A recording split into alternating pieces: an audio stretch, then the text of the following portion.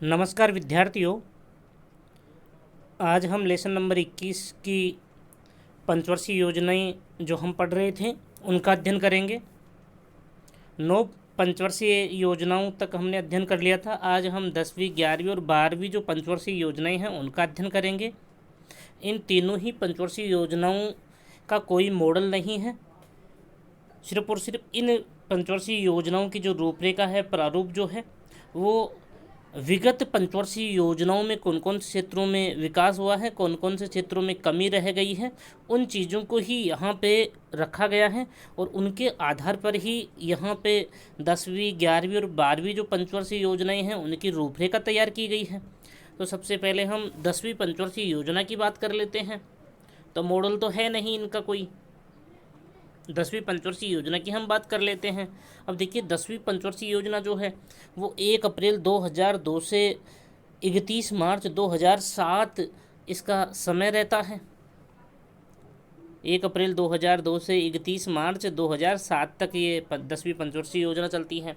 प्राथमिकता के रूप में गरीबी व बेरोजगारी को समाप्त करना, गरीबी व बेरोजगारी को समाप्त करना व अगले 10 वर्षों में आय को दुगना करना। इस पंचवर्षीय योजना का मुख्य जो उद्देश्य मान लीजिए, लक्ष्य मान लीजिए, जो है वो गरीबी व बेरोजगारी को समाप्त करना, गरीबी व बेरोजगारी को समाज से पूरी तरह समाप्त करना। साथ में ही 2002 से 2007 के मध्य में जो पंचवर्षीय योजना रही है, इस समय के दौरान ही अगले 10 वर्षों तक आय को दुगना करना इस पंचवर्षीय योजना में प्राथमिकता के रूप में रखा गया है। उद्देश्य की बात कर लें।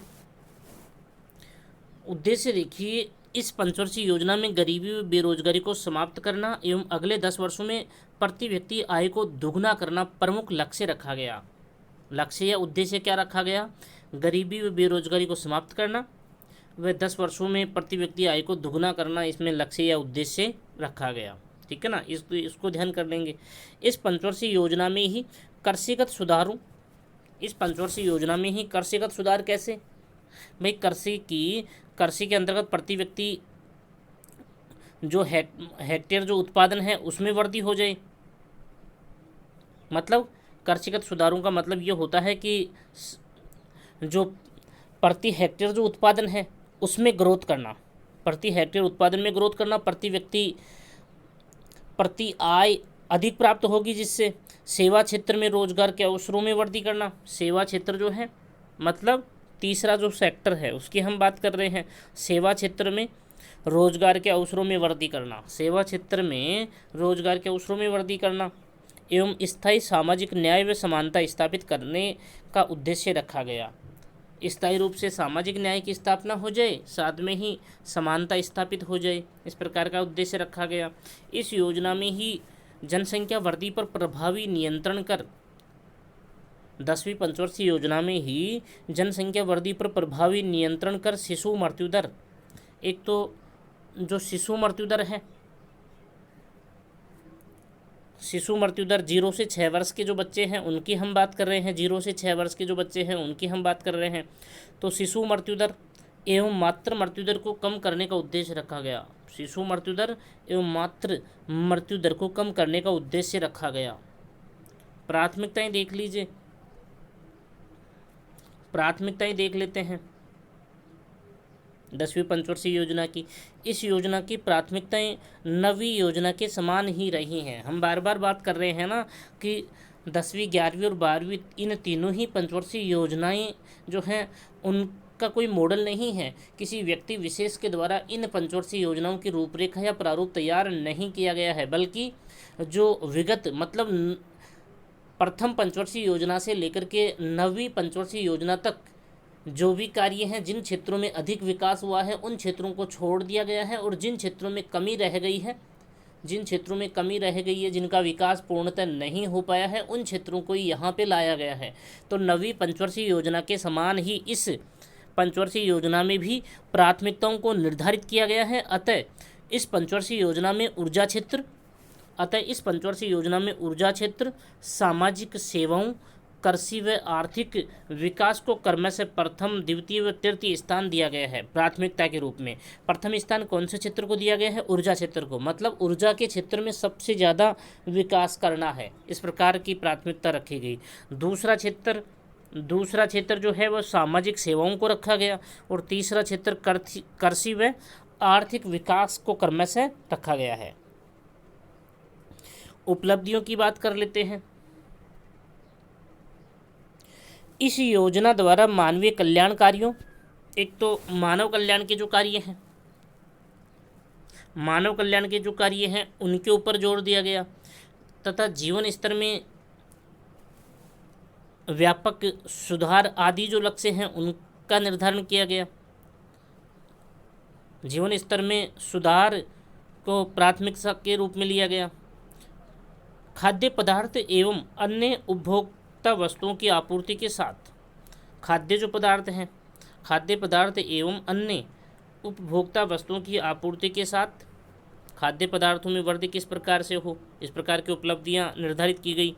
उपभोक्ता वस्तुओं की आपूर्ति, उपभोक्ता जो वस्तुएं हैं उनकी आपूर्ति के साथ ही शिक्षा, स्वास्थ्य, पेयजल, स्वच्छता आदि की उपलब्धता को सुनिश्चित किया गया। मतलब सभी लोगों तक शिक्षा पहुँचे, सभी लोगों का स्वास्थ्य ठीक हो, मतलब चिकित्सा संबंधी सुविधाएं प्राप्त हो जाए, है ना। पेयजल, पीने के लिए सभी लोगों के पास में जल की उपलब्धता हो जाए, और स्वच्छता, मतलब स्वच्छता, इस प्रकार के जो कार्य हैं उनको निर्धारित किया गया इसके अंतर्गत। तो 10वीं पंचवर्षीय योजना कोई ज़्यादा हार्ड डिफिकल्ट नहीं है। 11वीं पंचवर्षीय योजना की हम बात कर लेते हैं। 11वीं पंचवर्षीय योजना की हम बात कर लेते हैं। 11वीं पंचवर्षीय योजना जो है इसका समय क्या रहता है? 1 अप्रैल 2007 से 31 मार्च 2012। 1 अप्रैल 2007 से 31 मार्च 2012 इसका समय रहता है। और प्राथमिकता में तीव्रतम एवं समावेशी विकास को इसमें प्राथमिकता में रखा गया। तीव्रतम एवं समावेशी विकास, मतलब समाज का एक तो तीव्र गति के साथ में विकास हो, एक समावेशी विकास। समावेशी विकास का मतलब होता है कि सभी क्षेत्रों का समान रूप से विकास हो, सर्वांगीण विकास इसको हम कह सकते हैं, है ना। सर्वांगीण विकास इसमें प्राथमिकता में रखा गया। उद्देश्य की हम बात कर ले, इस पंचवर्षीय योजना का मुख्य लक्ष्य या मुख्य उद्देश्य क्या रहा है? तीव्रतम एवं समावेशी विकास, तीव्रतम एवं समावेशी विकास को प्राप्त करना रखा गया। तथा इस पंचवर्षीय योजना में विकास दर कितनी रही है? 8.1% रही है। विकास दर कितनी रखी गई है? 8.1% रखी गई है ना। यहाँ पे क्या शब्द है? रखी गई है। 8.1% रखी गई है, ये ध्यान करना है। प्राथमिकताएं देख लीजिए। इस योजना के माध्यम से तीव्रतम एवं समावेशी विकास को प्राप्त करना प्रमुख प्राथमिकता में रखा गया। तीव्रतम एवं समावेशी विकास को प्रमुख प्राथमिकता में रखा गया। तीव्रतम एवं समावेशी विकास को प्राप्त करना प्रमुख प्राथमिकता में रखा गया। सबसे ज़्यादा प्राथमिकता किसको दी गई? तीव्रतम एवं समावेशी विकास को, है ना। इस पंचवर्षीय योजना में ही आम आदमी बीमा योजना, अब देखिए इस जो 11वीं जो पंचवर्षीय योजना हम पढ़ रहे हैं उसमें एक तो आम आदमी बीमा योजना का संचालन किया गया। राजीव गांधी आवास योजना, प्रधानमंत्री आदर्श ग्राम योजनाओं को प्राथमिकता दी गई। मतलब 3 योजनाएं हो गई ना, एक तो आम आदमी बीमा योजना, एक राजीव गांधी आवास योजना, प्रधानमंत्री आदर्श ग्राम योजना। ये 3 जो योजनाएं हैं उनको प्राथमिकता दी गई यहाँ पे। उपलब्धियों की बात कर लेते हैं। 11वीं पंचवर्षीय योजना में कौन कौन सी उपलब्धियां प्राप्त की गई हैं? यह पंचवर्षीय योजना सभी पंचवर्षीय योजनाओं में सबसे सफल पंचवर्षीय योजना मानी जाती है। आपको पता होगा कि सभी पंचवर्षीय योजनाएं जो हैं उनमें सबसे असफल पंचवर्षीय योजना कौन सी रही है? तीसरी सबसे असफल पंचवर्षीय योजना रही है। जबकि इसके विपरीत अगर हम देखते हैं तो सभी पंचवर्षीय योजनाओं में जो 12 पंचवर्षीय योजनाएं रही हैं उन 12 पंचवर्षीय योजनाओं में सबसे सफल पंचवर्षीय योजना कौन सी रही है? 11वीं पंचवर्षीय योजना सबसे सफल पंचवर्षीय योजना रही है। सबसे सफल पंचवर्षीय योजना मानी जाती है, क्योंकि इस योजना में विकास दर का लक्ष्य क्योंकि इस योजना में विकास दर का लक्ष्य कितना रखा गया, विकास दर का जो लक्ष्य दर है वो कितनी रखी गई, 8.1% रखी गई, जबकि प्राप्ति कितनी हुई है, प्राप्ति 7.9% की रही है। मतलब विकास दर इतनी ऊंची रखने के बाद में भी उसकी प्राप्ति लगभग उसके आसपास ही रहती है, 7.9% की रही है। मतलब क्या हुआ कि विकास दर का जो लक्ष्य है वो इतना ऊपर रखा गया, और इस इतने ऊपर रखे गए विकास का जो लक्ष्य है उसे भी प्राप्त कर लिया जाता है। मतलब प्राप्ति कितनी हुई है, 7.9% की। मतलब ये हुआ कि वास्तव में सभी पंचवर्षीय योजनाओं में सबसे सफलतम जो पंचवर्षीय योजना है वो 11वीं पंचवर्षीय योजना रही है। अतः यह सबसे सफल योजना है इस पंचवर्षीय योजना में सबसे अधिक विद्युत उत्पादन की प्राप्ति हुई है। विद्युत जो है उसका उत्पादन अधिक मात्रा में हुआ है। अब हम बात करते हैं 12वीं पंचवर्षीय योजना की। 12वीं पंचवर्षीय योजना की हम बात करते हैं। इसका टाइम तो क्या रहता है, वास्तव में इसका समय तो निर्धारित किया गया, जो योजना आयोग के द्वारा निर्धारित किया गया जो समय है वो तो क्या है, 1 अप्रैल 2012 से 31 मार्च 2017 ये इसका टाइम है। लेकिन आपको पता है कि 12वीं पंचवर्षीय योजना अपने निर्धारित समय तक नहीं पहुंच पाती है, और वह 1 जनवरी 2015 को ही योजना आयोग का विघटन करके योजना आयोग को किस रूप में बदल दिया गया, नीति आयोग के रूप में बदल दिया गया। और नीति आयोग जो है वो 5 वर्षीय जो कार्यक्रम है उनका निर्धारण नहीं करता है। नीति आयोग तो क्या करता है, 3, 7 और 15 वर्षीय जो कार्यक्रम है उनका संचालन करता है, उनकी जो रूपरेखा है उनको तैयार करता है नीति आयोग तो, जबकि योजना आयोग 5 वर्षीय जो कार्यक्रम है उनका निर्धारण कर रहा था, है ना। तो यहाँ पे हम ये कह रहे हैं कि वास्तव में जो 12वीं पंचवर्षीय योजना है वो अपने समय से पहले ही 2 वर्ष पहले ही समाप्त कर दी जाती है। 31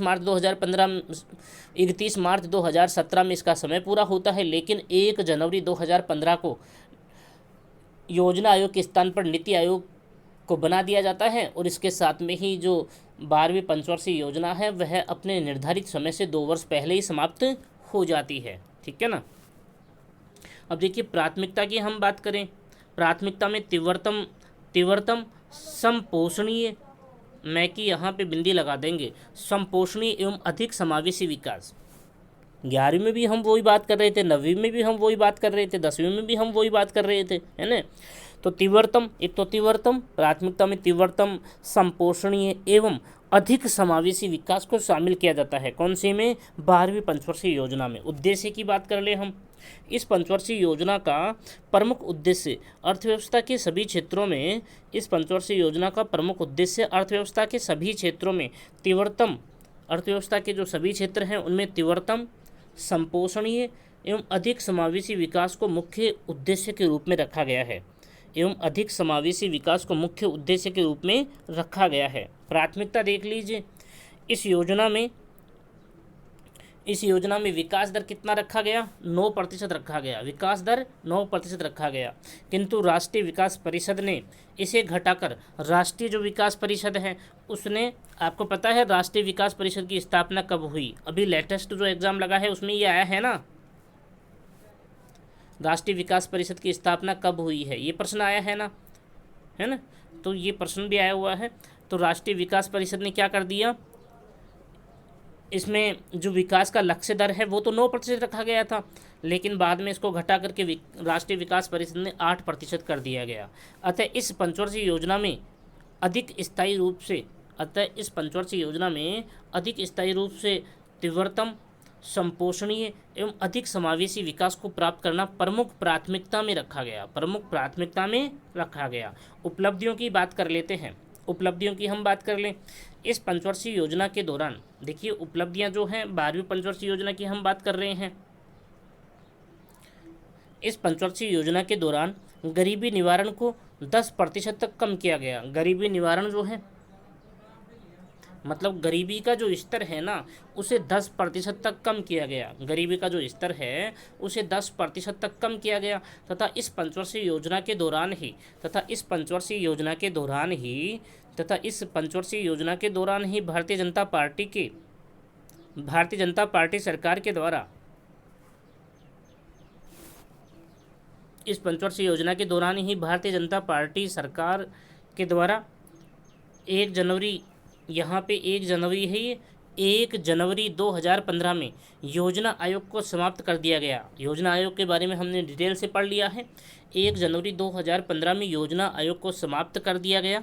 योजना आयोग को समाप्त कर दिया गया और इसके स्थान पर नीति आयोग की स्थापना की गई है। नीति आयोग की स्थापना की गई है। इस पंचवर्षीय योजना में प्राप्त विकास दर, इस पंचवर्षीय योजना में प्राप्त विकास दर जो है वो 7.6% रही है। मतलब ये जो विकास दर है वो 3 वर्षों की विकास दर रही है ना, 3 वर्षों की विकास दर रही है, क्योंकि जो 12वीं पंचवर्षीय योजना है 1 जनवरी 2015 में योजना आयोग का विघटन करके इसके स्थान पर नीति आयोग की स्थापना की जाती है। तो नीति आयोग जो है वो 3, 7 और 15 वर्षीय जो कार्यक्रम हैं उनको निर्मित करता है ना, उनको निर्मित करता है। जबकि योजना आयोग क्या कर रहा था, 5 वर्षीय कार्यक्रम उनका निर्माण कर रहा था।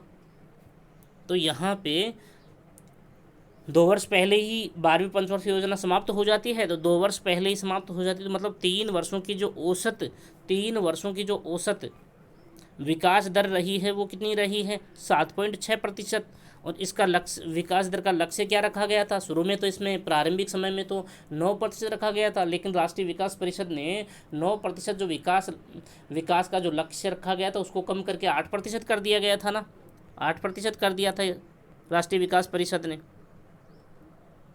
देखिए यहाँ पे हमने बात की है ना, ये देखिए यहाँ पे शुरू में इसमें विकास का जो दर है वो 9% रखा गया, किंतु राष्ट्रीय विकास परिषद ने इसे घटा करके 8% कर दिया, इसे घटा करके 8% कर दिया। और प्राप्ति कितनी हुई है, 7.6% की, 7.6% की प्राप्ति हुई है। तो इस प्रकार से अपने आप में ये बहुत ही ज़्यादा सफल तो रही है, लेकिन ये अपने निर्धारित समय से 2 वर्ष पहले ही समाप्त हो जाती है ना। अगली क्लास में हम क्या करेंगे पता है आपको, क्या करेंगे, हमने जो 12 पंचवर्षीय योजनाएं प्रारंभिक समय से प्रथम पंचवर्षीय योजना से लेकर के 12वीं पंचवर्षीय योजना तक जो 12 पंचवर्षीय योजनाएं रही हैं, 5-5 वर्षों की सेपरेट जो पंचवर्षीय योजनाएं रही हैं, उनके बीच में अलग अलग कारणों की वजह से, इनके बीच में अलग अलग कारणों की वजह से जो आपको पता होगा 3 वर्ष का, एक वर्ष की 3 वार्षिक योजनाएं तो कहाँ रहती हैं, एक वर्ष की 3 वार्षिक योजनाएं तो कहाँ रहती हैं, 1966 से 1967, 1967 से 1968 और 1968 से 1969, ये एक वर्ष की 3 वार्षिक योजनाएं रहती हैं। और जिनके पीछे 3 ही कारण हैं, 1962 में चीन के साथ युद्ध, 1965 में पाकिस्तान के साथ युद्ध और 2 अंतर्राष्ट्रीय युद्धों से उत्पन्न अकाल व भूखमरी या बेरोजगारी की स्थिति के कारण एक वर्ष की वार्षिक योजनाएं चलाई जाती हैं। उसके बाद में 1977-78 में मोरारजी देसाई के नेतृत्व में जब केंद्र में सत्ता परिवर्तित हो जाती है, गैर कांग्रेसी जो सरकार बन जाती है, तो मोरारजी देसाई के नेतृत्व में बनती है। तो उससे क्या होता है कि पंचवर्षीय जो 5-5 वर्ष की जो योजनाएं हैं वो उसी फ्लो के साथ में आगे नहीं बढ़ पाती हैं। इसलिए यहाँ भी 1978 से 1989 और 1989 से 1980, तो इस प्रकार से 2 एक वर्ष की वार्षिक योजनाएं यहाँ चलती हैं। उसके बाद में 1990-91 में अंतर्राष्ट्रीय आर्थिक मंदी का दौर चलता है। तो उस आर्थिक मंदी के दौर के कारण वहाँ पे 1990 से 91 और 1991 से 1992 ये भी एक वर्ष की 2 वार्षिक योजनाएं और चलती हैं। तो इस प्रकार से वार्षिक योजनाएं पढ़ेंगे हम अगली क्लास में। तो वार्षिक योजनाएं कितनी पढ़ेंगे, 7 वार्षिक योजनाएं पढ़ेंगे। प्रथम स्पेल में 3, फिर 2, फिर 2, ये 7 वार्षिक योजनाएं पढ़ेंगे अपन, है ना। 7 वार्षिक योजनाएं पढ़ेंगे, पहले 3 पढ़ेंगे, फिर 2 पढ़ेंगे और फिर 2 पढ़ेंगे। इस प्रकार से ये सभी पंचवर्षीय योजनाओं के बीच में 7 वार्षिक योजनाएं भी रही हैं, 7 वार्षिक योजनाएं भी रही हैं।